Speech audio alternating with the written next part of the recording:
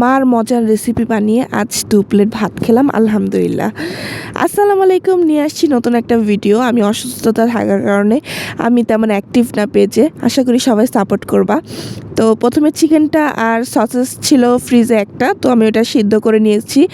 সসেসটা optional, দিতেও পারো, না দিলেও চলবে। তো দেখতেই পাচ্ছ প্রথমে ঝুড়ো ঝুড়ো করে নিয়েছি, তারপরে দুধ আর লেবু নিয়েছি। দুধ আর লেবু দিলে স্বাদটা অনেক মজা লাগবে। আম্মুর কাছ থেকে কালকে রাত্রে ফোন দিয়ে আগে রেসিপিটা চেয়ে নিয়েছিলাম।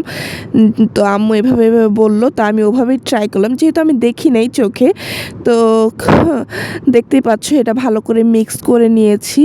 মিক্স করার পর একটা ফ্রাই প্যানে তেল গরম করে তারপরে একটা এলাচি, যেহেতু অল্প জিনিস তাই সব কিছু অল্প অল্প করে দিয়েছি। তোমরা তেজপাতাও দিতে পারো, আমি দেই নাই। তো পেঁয়াজ নিয়েছি, তারপর চিকেনগুলোও আমি এখন দিয়ে দিব এটার ভিতরেই। তারপর উপর দিয়ে ভালো করে একটু লবণ দিয়ে দিব সুন্দর করে। তারপরে ভাজা ভাজা করব, যেহেতু গ্যাস ছিল না, অনেক টাইম লাগছিল, তাই আস্তে আস্তে অল্প অল্প করে ভাজা করছিলাম। প্রথমে বেশি ভালো করে ভাজা করে নিলে খুব মজা লাগবে। তারপর একটু অল্প চিনি দিয়ে নিলাম, বেশি দেই নাই।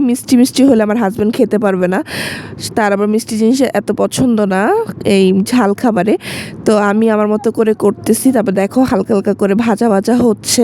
ভাজা হওয়ার পর তারপর আমি আদা রসুন দিয়ে দিলাম, তারপর হলুদ দিলাম অল্প করে, যেহেতু অল্প একটু জিনিস তো বেশি হলুদ দিইনি। আর ঝালের জন্য একটু গুঁড়ামরিচটা আমি একটু বেশি দিয়েছি, যেন একটু ঝাল লাগে, খেতে যেন মজা লাগে।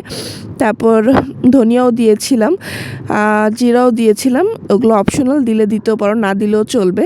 তারপর ওইটা কষানোর পর ভালো করে আমি আবার পানি দিয়ে দিলাম পরিমাণ মতো। পানি কিন্তু দেই নাই, যেই চিকেনটা যেটাতে সিদ্ধ করেছিলাম সেটাই আমি সেই পানিটাই দিয়ে দিয়েছি।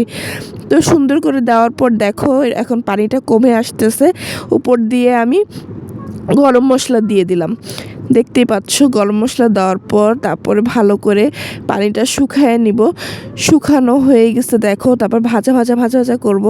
এখন ভালো করে একটু তাপ বাড়ায় ভাজা করে নিতে হবে। যত ভাজবা তত খেতে মজা লাগবে, কিন্তু পুরানো যাবে না। আজকের জন্য একটু কি, আল্লাহ হাফেজ।